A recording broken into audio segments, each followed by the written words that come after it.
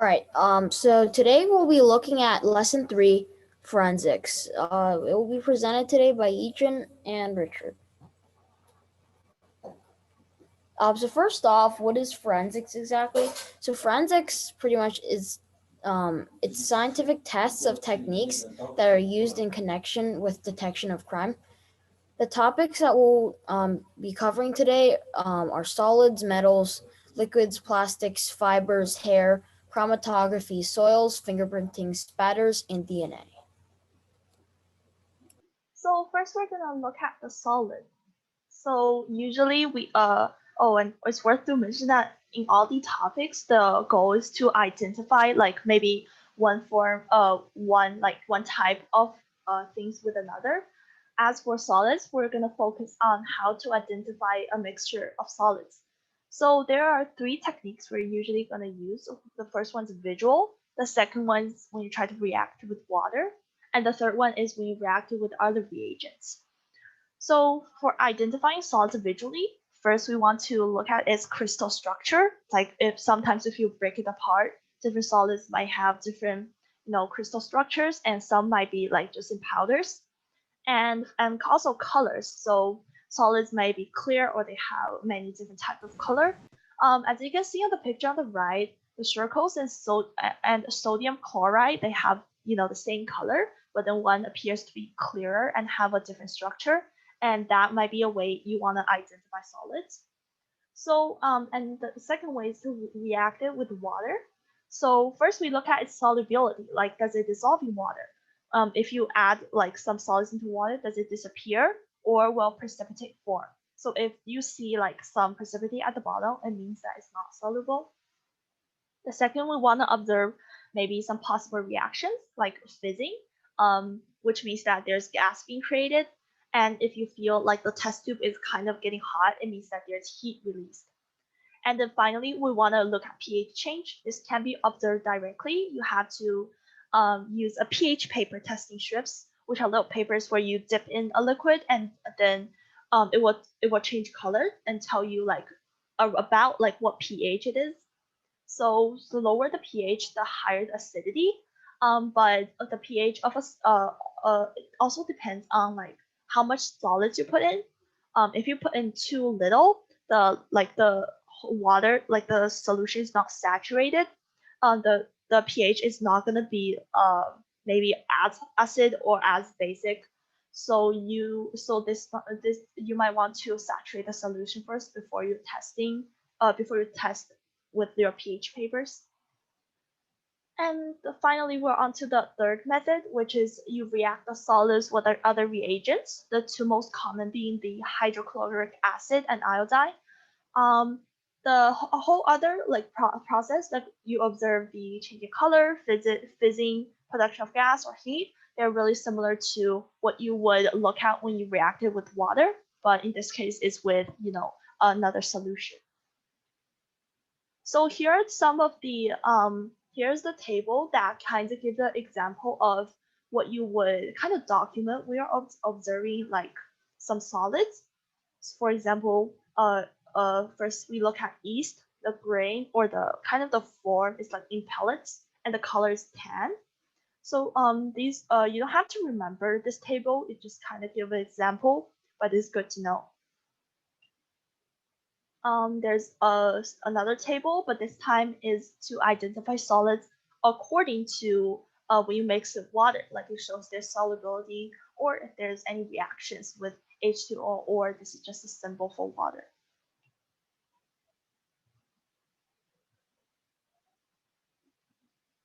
Richard, you're muted. Yep. All right. So next up is metals. There are a couple different metals that we will usually have to identify, which is aluminum, iron, zinc, magnesium, copper, tin, and tin. So there are a couple different ways to identify a site, like touch and feel and reaction.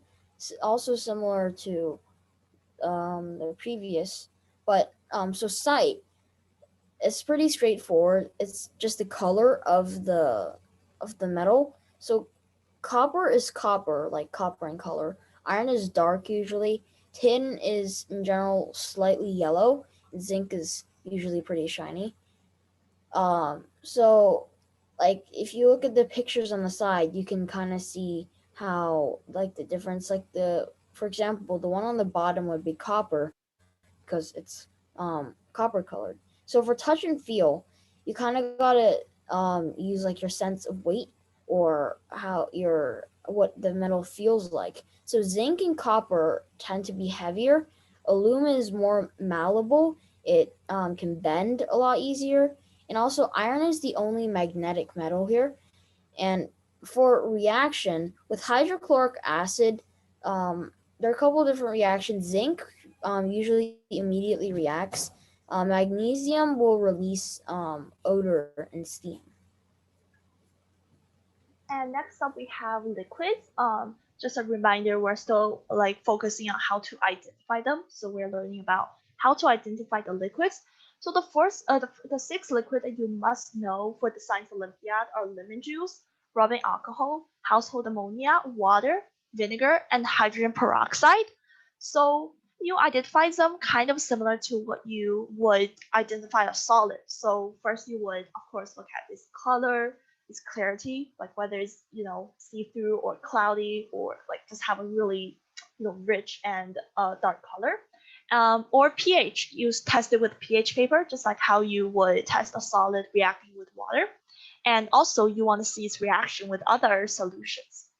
So it's worth to know that um, a lot of the liquids, they have distinct smells and colors, especially for the six most important ones. And some of them you have to like do something to it, like you react it or shake it in order to make it change color. But when you're trying to distinguishing a smell, you should never put the test tube directly under your nose. It's pretty dangerous because you never know like what's in the gas it's released. It might be poisonous or whatever. Instead, you should put it out, hold it like in front of you, and then you try to fan the air, fan the gas release into your nose to smell it, just like what the picture is doing here. And that's just for safety.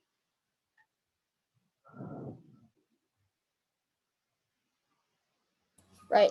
So plastic, it's usually identified by the density, opacity, and flame tests.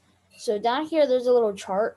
It's kind of a tree that separates what different plastics could be. Like if it sinks, then it goes to the next branch of what it could be. If it floats, you can see like the different options. Like yeah. So there's and you can see if it sinks or floats in different liquids.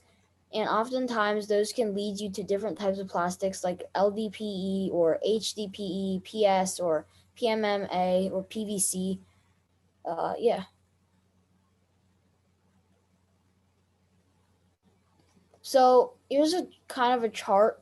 It will show you like the abbreviations for like different plastics. Like there's it will show you like polymer like polypropylene, which would be abbreviated as PP. It shows you the density and like the polymerization.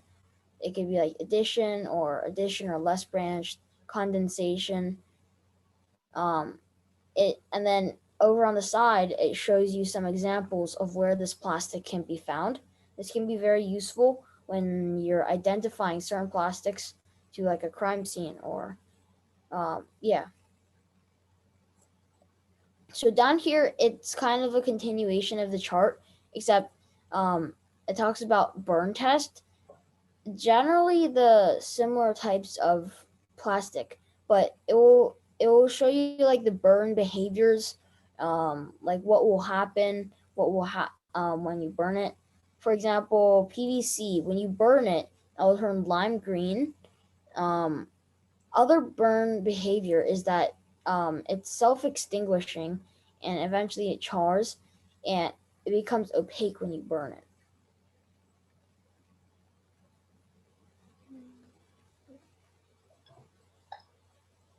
Oh, oops. So it's worth to know that for these two tables, you should definitely like go home and look over them. We don't have time to explain like individual ones, so maybe you should kind of just have a initial knowledge of like what they're used for and then their characteristics and such. So next we have a fiber, which is also it's usually identified through burn test.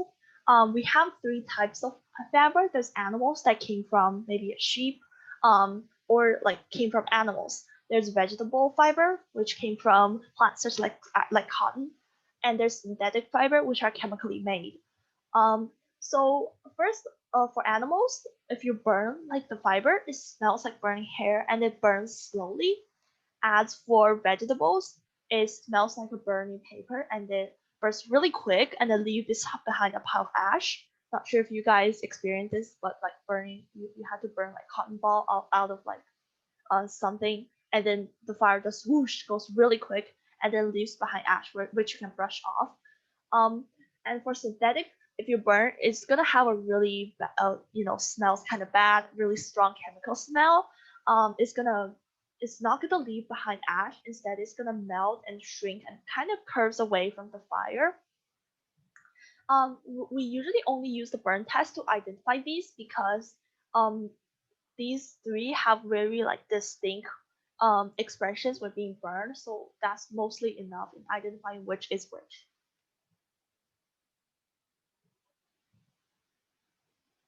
All right, so with the hair, we will be going over three different components of the hair, which is the cuticle, the medulla, and the cortex. So first up is the cuticle.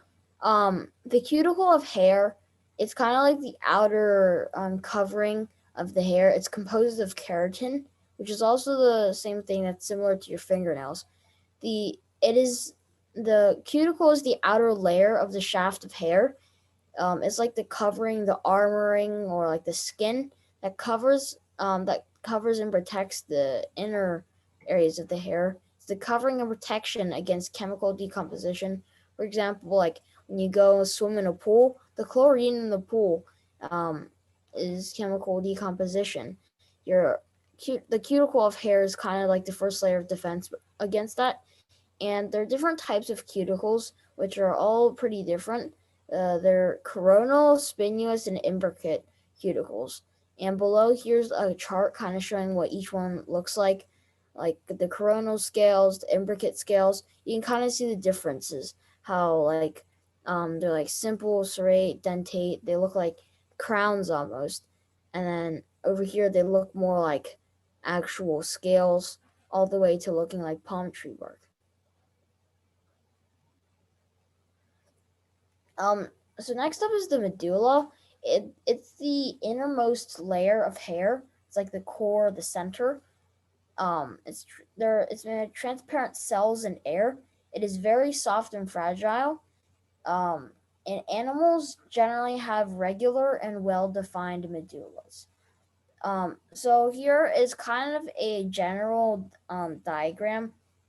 It's very rough when you compare it to above, which is more accurate, but it kind of gives you a general idea. So it's like absent, disconnected. It will kind of show you what the basic concept of different types of medullas would look like. And above, you can kind of compare like continuous, and then you look at the continuous below.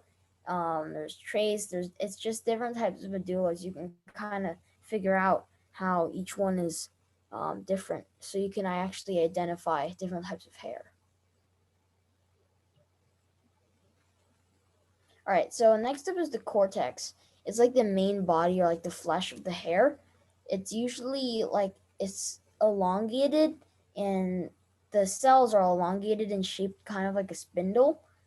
Um, the cortex usually will contain like cortical foci, which are irregularly shaped air spaces, and pigment granules, which is what gives your hair, um, your your hair its color. Pigment granules are generally small, dark, solid granular structure, and they will vary in color and size. They tend to be brown, black, yellow, or red, and ovoid bodies, which are large solid structures or clumps of undispersed pigments in animals. Um, yeah, and over here you can kind of see a diagram of a hair's diagram, and you can see the different parts. Like we talked about the cuticle, and see the different types of scales. the cortex and the medulla, it's you can kind of figure out like how and piece together the information we discussed before. So hair. This is kind of a comparison between human hair and animal hair.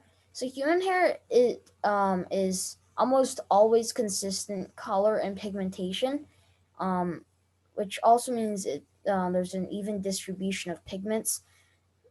The amorphous medulla tends to occur most often inside of human hair, and human hair tends to have a club-shaped root, and it has an imbricate cuticle pattern. As you can see, it's kind of a close-up diagram. You can compare what the real thing is to what we talked about before. So this is animal hair, which is a lot more diverse. There are usually radical hair color changes, which is like banding and splotches. So that's a bit different. And pigment distribution usually tends to be more towards the medulla, and it usually has a more continuous medulla compared to human hair, and the root and scale pattern tends to be a lot more variable. Well, you can see human hair compared to dog hair, deer hair, rabbit and cat and mouse hair. You can kind of tell like the differences. So the hair has multiple different growth stages, which is anagen, catagen, and telogen. So for anagen is pretty much growth. It usually lasts 2 to 6 years, and most hairs on your head are in this stage. So catagen is transitional. So it's the cessation of melanin production, which is like you can kind of see the diagram, and it's like uh, the shrinking follicle and the detachment of the papilla, and the bulbous root will usually begin to develop. So telogen is resting. It usually lasts around 1 to 4 months, and 10 to 15% of your hair is in this phase, and there's usually decreasing pigment near the root, and it will naturally break free from the root after some time. So you can kind of see like a different phases you can tell. So the anagen phase, it's gradually growing. Catagen phase, it's like secession activity, and then eventually it will start to shrink, and then it'll start to fall out, and then there will be a new hair formation at the end of the anagen phase. Yeah, next I'm gonna be talking about paper chromatography, which is another method used to identify to help gather evidence at the crime scene. So it is like the technique that's used to separate components of a mixture, which if you guys did like experiments in science class, it's usually with separating like different colors in a single ink. So let's first like look at some terms. So first there's solute, which is a compound that is being dissolved in another substance. For example, if you have salt water, the salt will be the solute. And as for the solvent, that is what the solute is dissolved in. So this would be the water in the salt water. And then there's the mobile phase, which is the phase that moves. In this case, it's the solvent because the solvents are like physically moving through, kind of moving like on top of the paper or through the paper. And then there's the stationary phase, which is the phase that does not move, which in this case is the paper because the paper is kind of serving like a medium in which the solvents are moving in. So since different solutes in the solution, they have very different affinities and bonding properties. They could absorb to the paper at different times, which so it looks like they're like traveling at different speed, which shows kind of a separation of colors as shown on the right. However, if there's an edge to the paper, eventually all the solutes are gonna move to the edge. So if you wanna kind of observe the pattern, it's better if you could, record your findings before they kind of reach the paper's edge. Um, like if you put a paper chromatography like overnight without taking a picture or looking at it, so everything is gonna be like concentrated at the edges, and you will see like for example, this is black. You will see black in near the edges. So this is usually used for evidence gathering at the crime scene because, as you guys may know, different pen companies they produce pen with different ink, with it's the same color ink with different components. For example, one company might produce black ink with blue, purple, and orange. Another might produce blue, green, and red or something. So if you would have like you would find a pen at a crime scene or find some ink marks, you could use paper chromatography to identify like the distinct color combinations, and then you could maybe provide some evidence like from maybe where the pen came from and like where did the criminal bought the pen, etc. Next. All right. So, next up is soils. Soil has different textures. It can um it can be sand, like, which is large gritty particles. Clay is usually small and sticky particles. Clay is also, yes, it is what you use to make pots and whatnot. And silt, it can be what sits at the bottom of a aquarium that is not well maintained. It could be what's at the bottom of a pond. It can also actually be mixed in with terrestrial soil as well. Silt tends to be medium or smooth particles, and there's the soil texture particle on the right, which shows different soil textures. And matching, you can use this to match soil texture from a crime scene. So along the three edges, it shows you the clay separate percentage, the silt separate percentage, and the sand separate percentage. And it's sectioned out to show the different percentages and the dirt's different textures and what it's composed of. Um, so soil properties, there are multiple different properties involved in soil. So there's the pH, which is the acidity of the soil. pH can also be applied to multiple different things, but yeah, it does apply to soil as well. There's the salinity of soil, which is the quantity of salts that are usually present inside the soil, and usually too much salt will deter plants from taking up water there. And there's the sodicity, which which might be a little bit less familiar. That's the quantity of sodium ions that are present in the soil. Um, Usually excess sodium breaks clay particle, which means that there's harder soil and less water flow. um, that also is a big component to some plants not growing in certain places. There's the humus, which is like the soil that's made up of organic matter, which is like the decomposition of plants, like dead leaves and leaf litter and dead bark and stuff, slowly starting to be broken down. That's called humus. And color is, if it's white or light gray in color, that generally means that it will have silica in it. If it's black or dark brown or dark gray, that tends to mean it has humus in it. If it's red, brown, or yellow, that means it has iron compounds. Again, iron, as a reminder, iron is the only is the magnetic metal. So next we have fingerprints, which is the most, not maybe the most, but like a very important evidence. So as you can see here, seven of the very like maybe the most common patterns in this. So we have the ridge ending, which like maybe a line going in and ending there. I think yeah, you can see over here. Look, this pattern kind of just ends right there, and then we have bifurcation, which is where one pattern ends is split into two. A dot and an island, they're kind of the same, but that island is like a bit bigger, like over here. You can see this. A hook, which is kind of a little hook extending out of one of the patterns, and the lake is where an empty, relatively larger empty space is located between two um, located between two patterns. and the bridge is like a line that connects like two lines.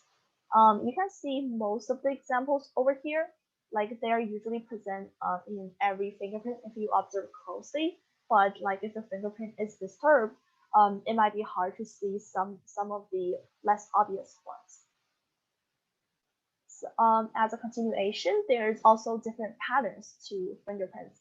First, we have a loop, which consists of consists of around 60% of fingerprints.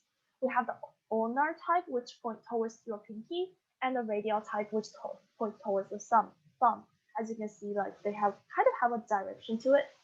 And then we have an arch, which is shown on the second picture here. Looks like an arch. So it consists of 5% of fingerprints. There's the plain one, which does not have a delta, and there's a tinted that has like a pretty sharp central peak. And then finally, we have whirl, which consists of 35% of the fingerprints. It looks like a ring, kind of looks like ring on a tree stump, and it's mostly observed on your thumb and maybe your fingertips. And here we have some terminology to introduce. So we have latent, which means that the print is invisible to the naked eye without perception. Like for example, there's a thief that came to your house and maybe took your phone, stole a phone that you put on the table.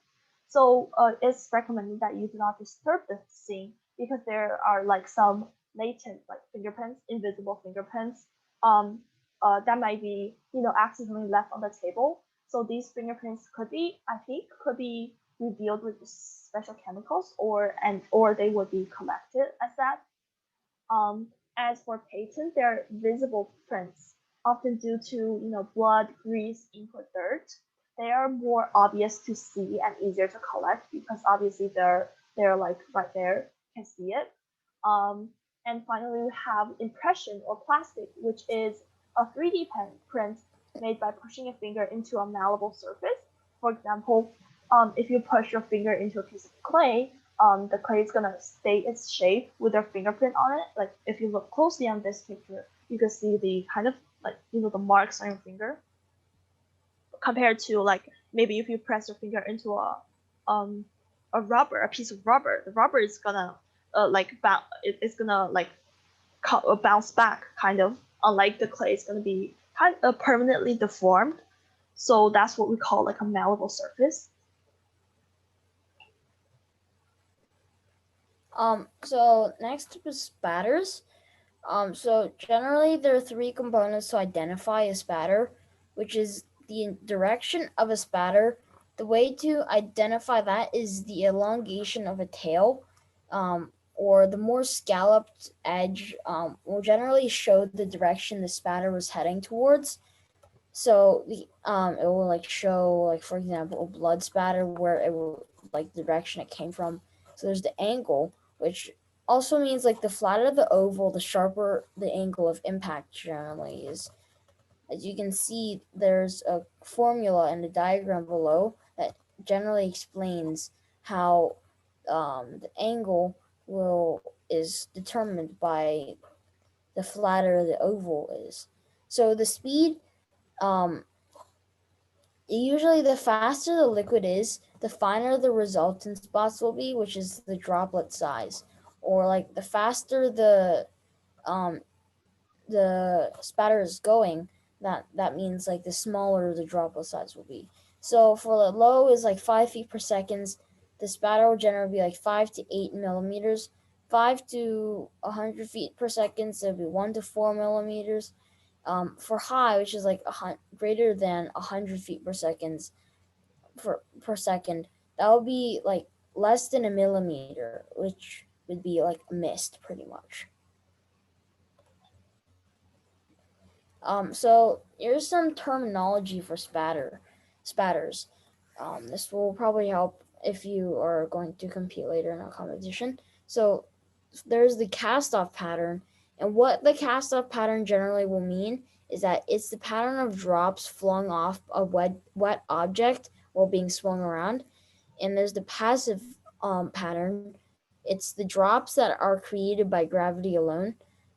There's also the projected pattern, which is the spatter created by liquid released under pressure. there's the contact and transfer pattern, um, which is which also means it's the pattern of liquid created by a wet surface contacting with another surface. So luminol, what luminol is, it's pretty much just like a chemical that will glow with the presence of blood. Like if you see like there are like these green flashlights. Those are like blood flashlights. Those are used to find blood. Those have luminol in them. Those are used for hunting.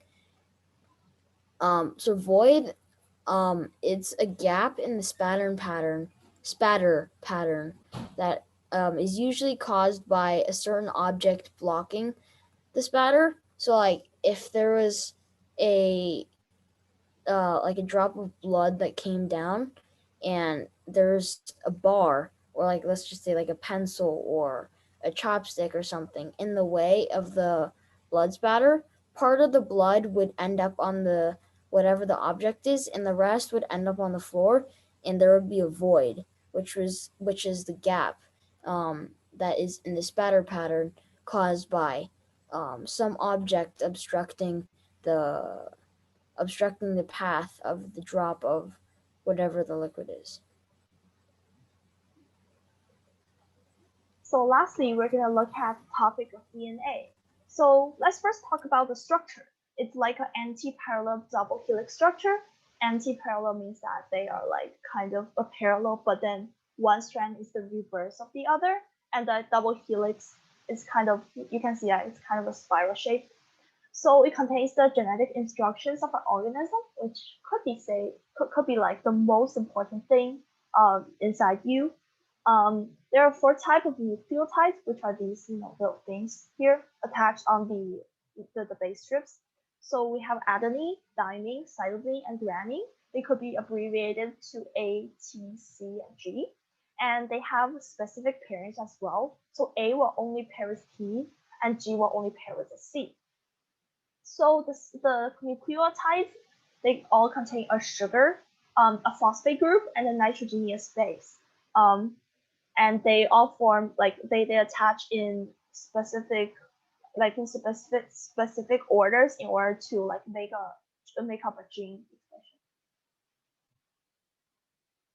Next, we're going to talk about polymerase chain reaction, which is a method that to rapidly replicate a sequence of DNA, and it doubles the amount of DNA every cycle. So first, we have the denaturization phase, where high temperature would separate the DNA into like maybe the top and bottom strand. And then we have annealing, where the temperature is going low to allow primers to bind to template strands. If you look at the picture to the right, you can note that they all start at the 5' end, and they all bind at the 3' end first, no matter like which initial side you're on. And then finally we have elongation, where the DNA polymerase they add to the starting primer. They have this model on the bottom or the top to model it on, so the nucleotides could add accordingly. So after that, you would get like two complete DNA strands with identical expressions, and then each of them could go back and then start again to continue replicating. So since this like each one could produce two more, and then each of the tumor could produce two more. So it's a really fast way of replicating. So maybe after maybe a couple of cycles, we'll get a lot. And then finally, we have like a method of separating DNA according to the size. It's called gel electrophoresis. It separates a solution of DNA by size through application of an electric current. So it's kind of like a machine, not really a machine, but something that you could work on. So first you load a DNA into wells near the negative electrode. So the larger DNA molecules will have trouble traveling through gel toward the positive side. So the DNA, and then you could, based on the like difference in their traveling positions, you could use the DNA ladder and kind of use that as a reference to see like what size that DNA is. As you can see on the right, here's a picture taken from like a gel electrophoresis. As you can see, like the different DNAs, they have different sizes according to their position. And that's it for today's class. So we have extra practice questions on this link. I will drop the link of this. Oh, sorry, I'll drop the link of this Google Slides in the chat. 1 second.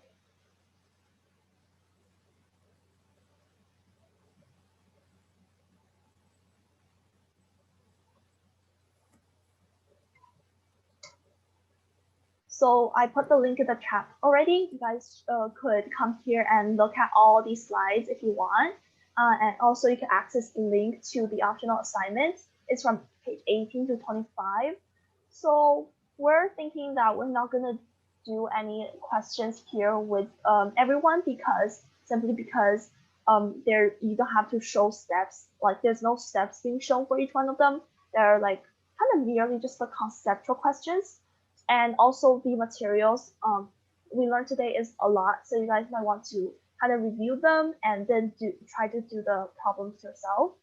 So we think it's better to spend our time watching a video instead. So we prepared a video about forensics that's really interesting and informative. So yeah, hope you guys will enjoy this.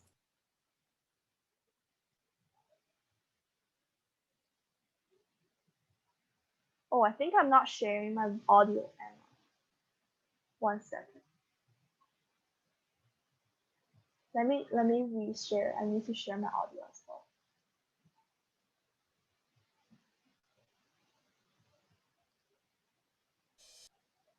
Wait, Richard, can you hear the video? Yep, I can hear it. Yeah, okay, good. Okay, I think that's a pretty good picture. I mean, a pretty good video about like basically forensics and how detectives in real life actually they try to determine who is the crazy. I think we're gonna end class early today because that's all what we prepared. So if you want, just do the optional assignments posted here. And also, if you have any questions either about the lesson we taught or you encounter doing the optional assignments, so be sure to email me at this is my email. And yeah, and you can access everything here because I dropped the link in the chat.